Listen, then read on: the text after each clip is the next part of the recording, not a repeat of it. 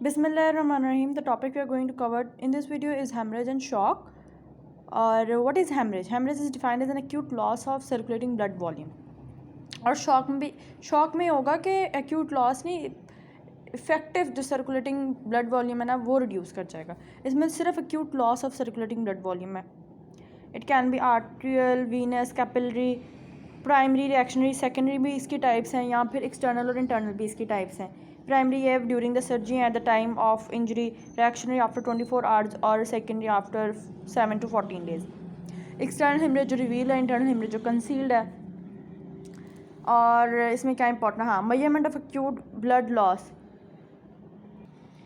Blood loss को measure करने के डिफरेंट तरीके हैं. Specially pre existing circulating blood volume से भी निकाल सकते हैं कि हर 80 to 85 मिलीलीटर पर kilogram, that is 8 to 9% of the body weight.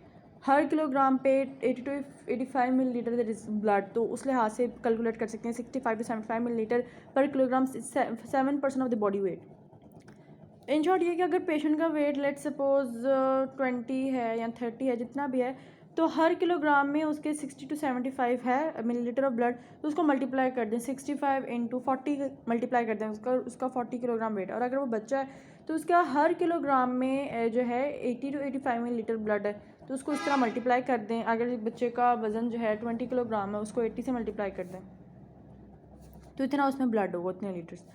Clinical parameters जैसे कि describe the classes of shock में डिस्क्राइब किए थे, वो हम लोगों ने पढ़े नहीं क्योंकि इंपॉर्टेंट नहीं है. ब्लड क्लॉट वाला भी इंपॉर्टेंट नहीं है. ये वाला है decrease in the haemoglobin, haematocrit and CVP. ये हम लोग मेजर करते हैं क्लिनिकली. स्वैब वेंगे कि कितना ब्लड लॉस हुआ, जितने भी स्वैब्स हैं, पैड सोक हुए, उसको वे कर लें. या फिर स्वेलिंग इन क्लोज फ्रैक्चर. हमें पता है कि अगर टिबिया या ह्यूमरस फ्रैक्चर तो 750 मिलीलीटर ब्लड जाता है. अगर कोई बड़ी बोन फ्रैक्चर है, एक फीमर, उसमें 1500, पेल्विक बोन तो उसमें 2 लीटर्स का ब्लड जाता है. तो उस लिहाज से हम लोग कैलकुलेट कर लें. है treatment of haemorrhage, that is important. Treatment of haemorrhage में क्या करना है आपने? एक तो हेमरेज को या उसकी ब्लीडिंग को रुकवाना है, अरेस्ट करवाना. दूसरा replace with the blood loss. Haemorrhage जब अगर एक जगह नज़र आ रहा है तो सिर्फ ये नहीं कि उस जगह को देखना, आपने ऊपर से शुरू करना है. चेस्ट, एब्डोमेन, पेल्विस और थाई, चारों जगह देखना है. रिमेंबर कि blood on the floor plus 4 more, chest, pelvis, abdomen and thigh, ये चारों चीज़ें देखनी है. एक्सटर्नल अगर है ब्लीडिंग तो नज़र आ जाएगी, नहीं तो इंटरनल है तो गो फॉर CT, एक्सरे. तो आप अल्ट्रासाउंड तो जैसे फास्ट अल्ट्रासाउंड इन एब्डोमेन तो उस तरह मिल जाएगी. और अगर मिल जाती है तो प्रेशर अप्लाई करें, packing, plugging, position, tourniquet, adrenaline soaked gauze, bone wax, diathermic, surgical ligation या थेराप्यूटिक एम्बोलाइजेशन, जिससे ब्लीडिंग जो है उसको कंट्रोल करना. फिर ब्लड रिप्लेसमेंट में यही कि ब्लड की कौन रिप्लेस करेगा ब्लड को ब्लड ही रिप्लेस करेगा. ओके फिर आ जाता है shock. Shock is very important. Shock का मैंने बताया, it is the reduction of effective perfusion.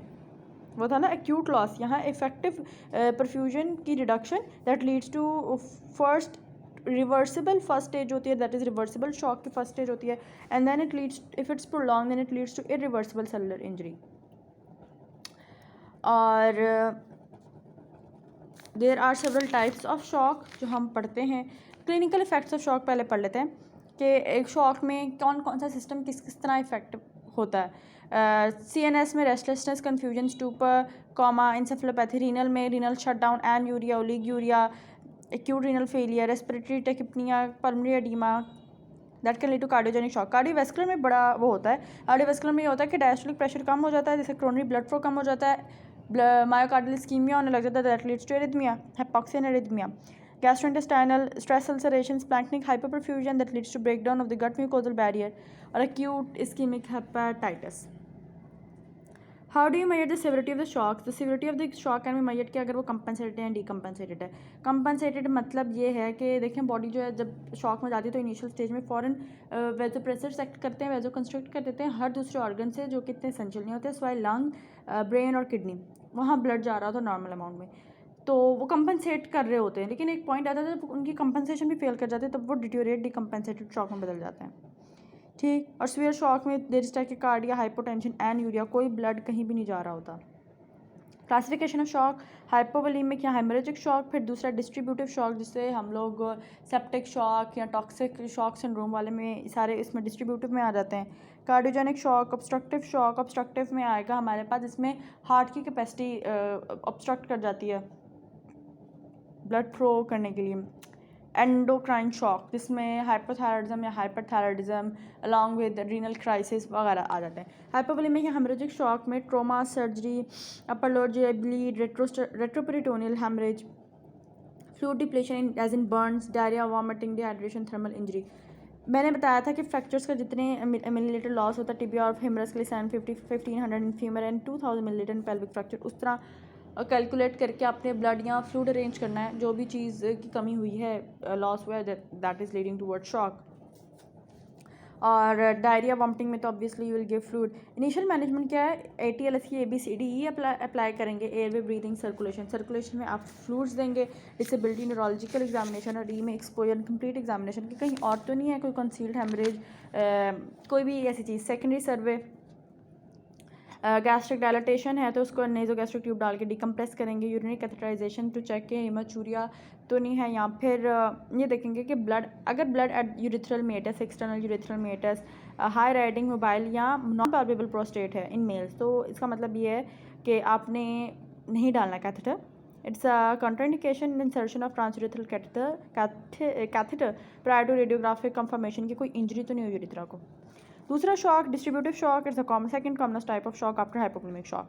इसमें होता ये है, क्योंकि सेप्टिक शॉक या टॉक्सिक शॉक सिंड्रोम का मैंने बताया कि सब में आता है, इन्फ्लेमेटरी मीडिएटर्स बहुत ज़्यादा रिलीज़ होते हैं, that leads to vasodilation, peripheral vasodilation, तो systemic vascular resistance decrease, cardiac output increase और pleural peripheral resistance increase, afterload decrease, it all leads to a situation जहाँ हर जगह vasodilation हुई पड़ी हुई है, जैसे vasodilatory shock यहाँ लिखा हुआ है। toxic nitroprusside, endocrine adrenal crisis, high spinal cord injury, failure of sympathetic tone, toxic shock syndrome, septic, bacterial, fungal, viral या rickettsial कोई भी infection हो, gram negative या gram positive, E. coli, Klebsiella, pneumococcus, Streptococcus. How do you treat septic shock? एक तो ये कि haemodynamically stabilise करना है पेशेंट को, दूसरा जो भी कॉज है उसकी ट्रीटमेंट करनी है, वरना तो शॉक हीमोडायनेमिक सपोर्ट भी किसी काम की नहीं रहने वाली। इसमें crystalloids they are the fluids of choice to restore the intravascular volume, और इसमें आप क्रिस्टलाइड्स या कोलाइड्स ही देंगे, मोस्ट कॉमनली फ्लूइड्स देंगे। Blood transfusion would not be appropriate. और वैसोकंस्ट्रिक्टर्स लाइक नॉरएपिनेफ्रिन और vasopressins, positive inotropic agents for the heart, butamine को बताया कि कार्डिक आउटपुट बहुत ज़्यादा वो बढ़ती जाती है, हाई कार्डिक आउटपुट है, तो a trial of butamine would be helpful. Cardiogenic shock, इसमें यह है, it occurs due to primary failure of the heart to pump blood to the tissues, may be due to anterior wall myocardial infarction, valvular heart disease, myocardial injury, myocardiopathy. Obstructive shock, in obstructive shock there is reduction in the preload due to the mechanical obstruction of cardiac chamber. अब preload में क्यों वो है mechanical obstruction आ रही, due to cardiac tamponade, constrictive pericarditis, tension, pneumothorax, hypertrophic cardiomyopathy, तो these all lead to obstructive shock, जिसमें trachea और एपिक्स बीट शिफ्ट कर जाती है और हार्ट जो है बहुत ज़्यादा ऑब्स्ट्रक्ट कर जाता है, वो पंप नहीं कर पाता blood. Endocrine shock is a combination of hypovolaemic, cardiogenic and distributive shock like adrenal insufficiency और हाइपरथायराइडिज्म। नेक्स्ट इंपॉर्टेंट चीज़ जो है वो है सेंट्रल वीनस लाइन, और उससे भी पहले जो है ये triad, the trauma triad of death. It's a combination of hypothermia, acidosis and coagulopathy, that is called the trauma triad of death. तो कोई भी पेशेंट आए अगर ट्रॉमा का, तो आपने उस पेशेंट के पीएच ABGs लेने हैं, उसको हाइपोथर्मिया में नहीं जाने देना, उसके पीएच को, उसकी इलेक्ट्रोलाइट्स कंट्रोल में रखना है, और कोआगुलोपैथी, ब्लीडिंग डिसऑर्डर ना कोई होने देना, कि क्योंकि it can lead to clots, the clots can lead to DVT, pulmonary embolism, बड़े मसले मसाइल। Central venous system, venous line जो है, that can mean, central venous line बहुत इंपॉर्टेंट है, उसकी specially indications, it can mean certain to subclavian vein, internal jugular vein या फिर फेमरल वेन, अगर नीचे से डालें तो उसकी ज़्यादा चांसेस होते हैं वीनस थ्रोम्बोएम्बोलिज्म के। What are the indications? Internal jugular vein, हाँ इंडिकेशन ये है, या तो इंट्रावीनस फ्लूइड्स की monitoring, CVP monitoring, central venous pressure जो कि नॉर्मल 4 to 12 सेंटीमीटर वाटर है, column that is equal to 7.5 mmHg, total parenteral nutrition, haemodialysis, pulmonary artery catheterization या वेजोप्रेसिस को एडमिनिस्टर करने के लिए हम सेंट्रल लाइन यूज़ करते हैं। और हम लोगों ने पढ़ा कि सेंट्रल वेनस प्रेशर जो है 7.5 mmHg और उसकी मॉनिटरिंग के लिए हम CV लाइन डालते हैं।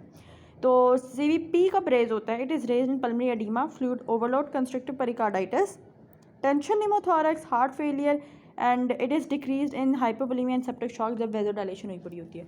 कॉम्प्लिकेशन प्लूरा लंग करी पड़ा हुआ, लंग फट गया तो pleural complication like pneumothorax, venous complication, thrombosis, air embolism, thrombosis बता दिया और मैंने जब फेमरल रूट से आते हैं specially. Arterial complication haemothorax, local haematoma, lymphatic, chylothorax, thoracic duct injury leading to chylothorax, cardiac tamponade, right arterial injury अगर हो जाए तो arrhythmia. Why? Because ECG monitoring is mandatory during canalization, वहीं ऐसे नोट पड़ा हुआ होता है।